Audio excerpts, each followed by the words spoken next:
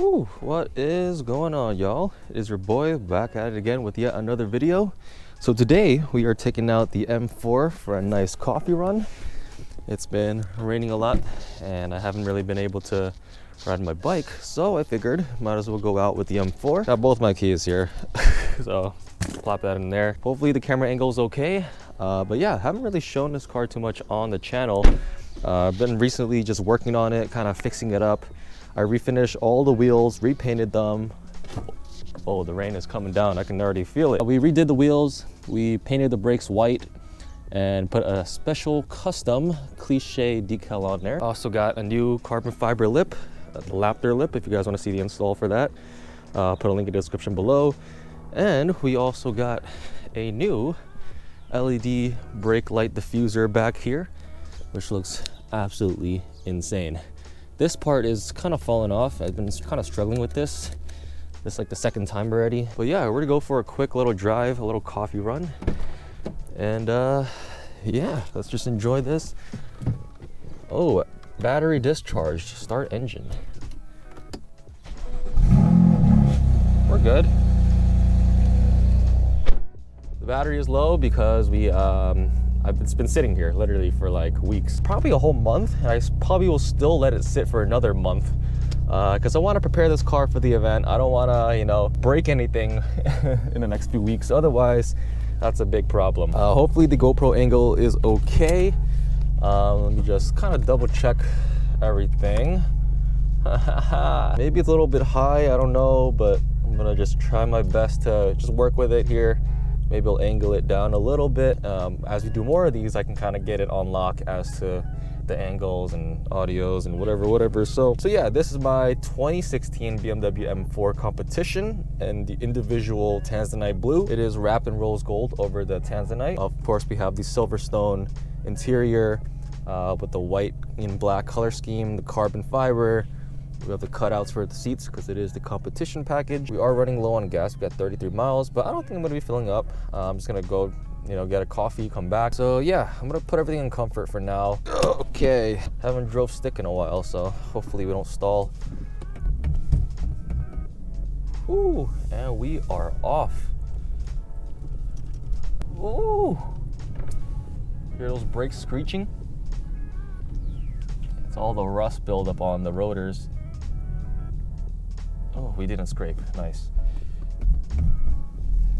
We gotta rub off all of the rust on the brakes, so the first few brake cycles are gonna be a little rough, I just know already. And I'm not gonna be ripping on it just because my tires are shot and I think the bead is about to blow, or whatever the term is. Like there's literally metal parts like exposed on the tire itself in the middle of the tread, and that's dangerous, you know, so I can't really be ripping on it. I can't, you know, I don't want anything blowing out right now. But yeah, we're gonna go on a cool, calm little cruise around town, talk about life, you know, explore around. Wow, the rain really is picking up today. Life has been quite crazy recently. If you guys have been following up with the channel for some time, you know, we had a lot of complications with my job and just me trying to pursue a career that I want to build for myself, whatever. Working on the pop-up show coming up in a month, which is why I haven't really been showing this car, nor have I really been driving it, because I've been kind of just prepping the car to be in the best shape it can possibly be. That way I can feature it in the show. It is pretty gloomy out. I can see all the clouds clustering up, you know, building up right now. It's getting thicker and thicker. Not necessarily the best weather to be driving this car in, but I do just want to get the oil running on this car just because it's been sitting for a while. I don't want anything going bad. My shifts aren't too great today. They're decent, but I can feel the, you know, the back and forth kind of motion. I've been wanting to get like a short shifter kit for this car because the OEM shifter is a little bit like spongy, to say the least. It kind of, like, there's not too much feedback with it, and when you do click it into gear, it's not like a very solid click. It just kind of floats. There's also like another mod that people do to kind of smoothen it, and they call it the clutch valve delete kit. That's less about the shifter, but more so about the clutch, because the clutch also has like a weird spongy feel to it, and that's kind of normal for this car. If you're a little bit more spirited driving and you kind of shift a little more aggressively, then you would want it to not have that delay. Otherwise, this car is bone stock and it's feels pretty good as a stock car. I currently only have a catless downpipe, mid pipe, and a stage 1 tune. I do have upgraded spark plugs and coils, but that was more so because my OEM ones went bad and I had to change them out, and I decided to go a little bit, higher up and upgrade them rather than just replacing it with the OEM ones. But yeah, everything about the car is still just pretty much normal. It's stock. I know this car is like prone to crank hub issues, and a lot of F8X owners, they always are like, oh, did you get your crank hub done? Did you get your crank hub done? But after doing a lot of research, it's really not as big of a problem that most people make it seem to be. Of course, it's still better if you get it done. I have no idea if it was ever done on this car. My assumption is that it hasn't been done, just because it's a lower mileage car and it was a one owner car. So I don't think they would have done that. And the crank hub going bad really just comes down to like what you've done to the car modification wise, and also the type of car it is. So this one is a manual transmission, which makes it less prone to that kind of issue. If you have a DCT, then it's gonna be a little bit more risky. A lot of the crank hub failures come from the kickdown, like where the automatic shifting, it jumps down a gear in order to accelerate. That kind of system is what causes a lot of wear and tear on the crank hub.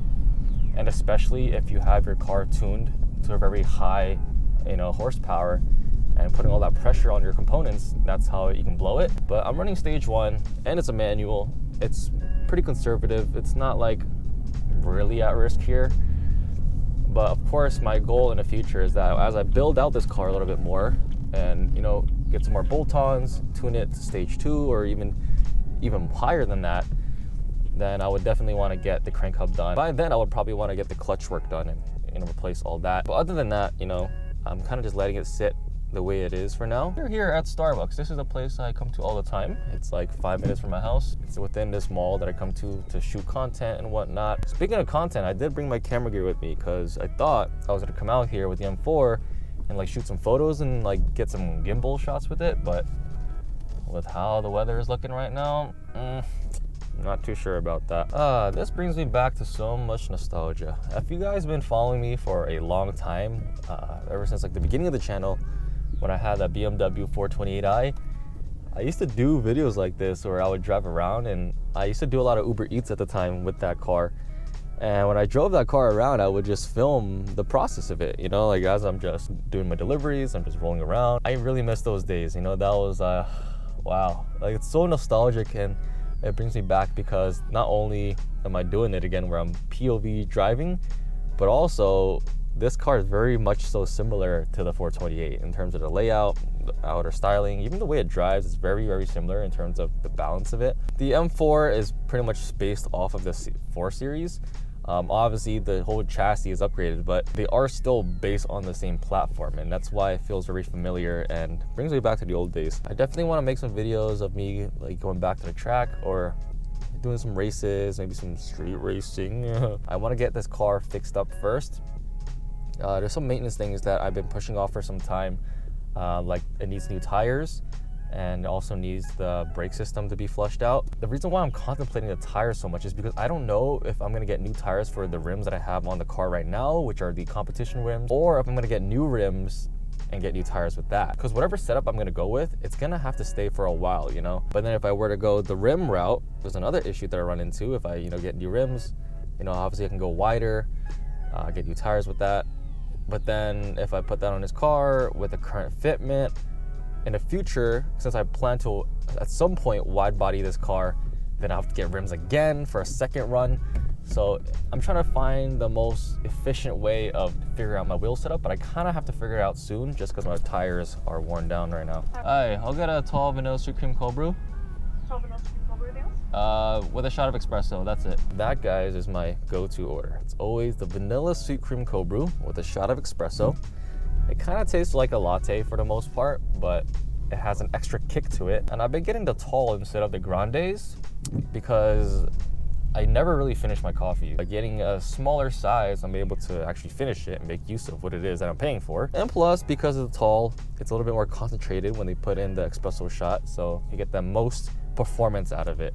See, this is the part where driving a manual gets a little annoying constantly having to clutch in, put into first, go back to neutral. It's getting kind of chilly up in here. Come on now, let's bump in the heat. But yeah, we were talking about the wheel situation, you know, like I kind of have to figure out what's gonna happen with that, just because my tires are worn out and I gotta figure out a solution for it soon. Is either I get new tires or I get new rims and tires, and then if I do a wide body one day, then I have to just say screw it and get another set of new tires and wheels and whatever. Oh man, these are first world problems, I gotta say. Like, this is very insignificant, stupid stuff. I was thinking if I wide body this car, it's either gonna be this year or next year. I haven't decided, but most likely it'll be next year. And I wanna get 19-inch rims on this car, just because the 20s on here, they're really rough, you know. They have really super slim, low profile tires on there. So if I can get 19s, I can get a little bit more sidewall, plushing up the ride a little bit. Oh jeez. How are you? Hey, what's up? You need a stop? Yeah. Thank you. All right, thank you, man. Oh my goodness, oh my goodness. It is tight as balls. Damn, this place is busy right now. We got a lot of cars up in here. Oh, am I gonna scrape? Oh my gosh, you crazy ass taxi. I've been kind of out of the car game for a while. Haven't really gone to any meets or events with the car. Oh my gosh.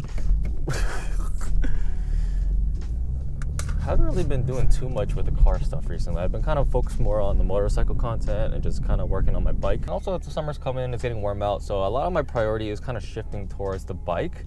And I notice when it comes towards the winter time or the fall, that's when I kind of shift my focus more towards the cars. So that's kind of the game plan here. Okay, Acura TL.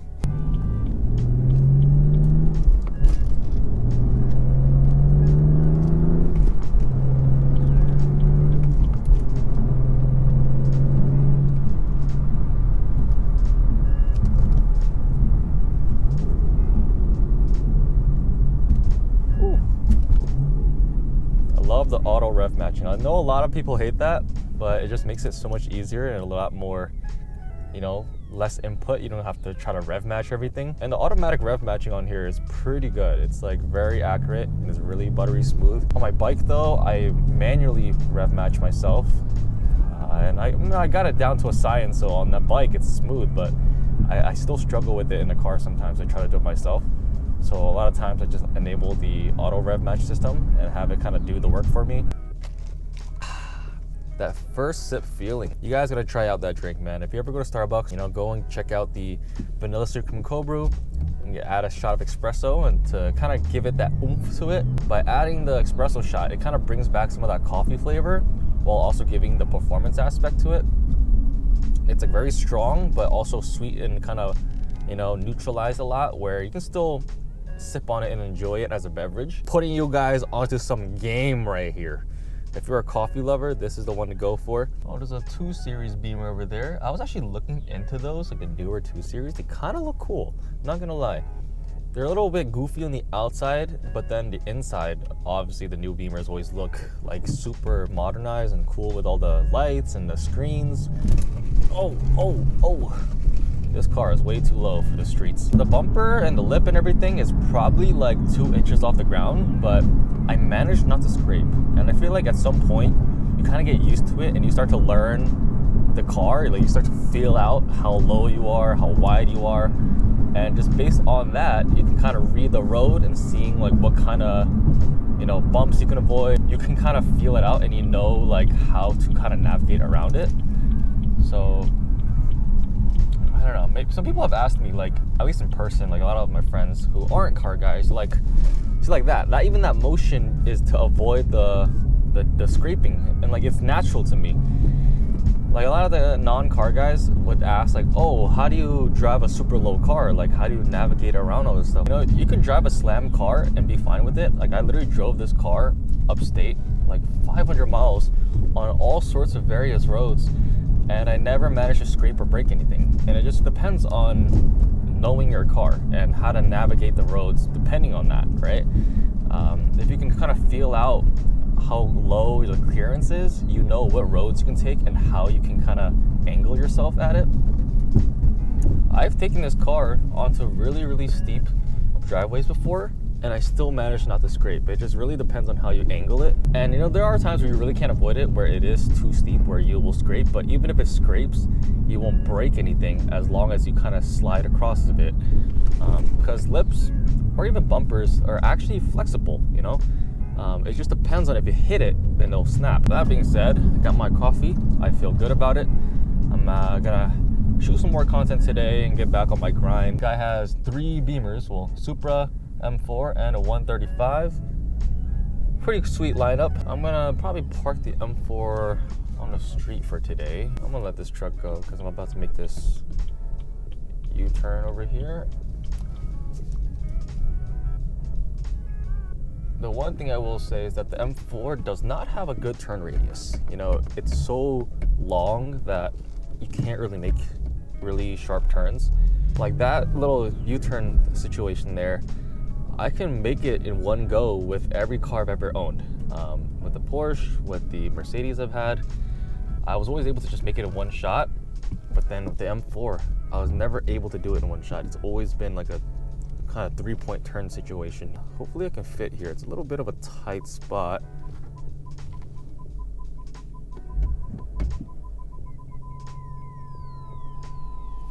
All right, that should be good. Well, that was a nice little stroll. Got the battery, the 12-volt battery charged up by going on a little drive. The brakes scraped up. So I think the car is in good shape to be able to sit for another month. Yep, that definitely scraped up all the rust on the brakes. See, that's what you gotta do. If your brakes are rusty, all you gotta do is drive it, hit the brakes a few times, and it should clear it up. And I got a lot of the dust from the rust. And we are going from one car to the next.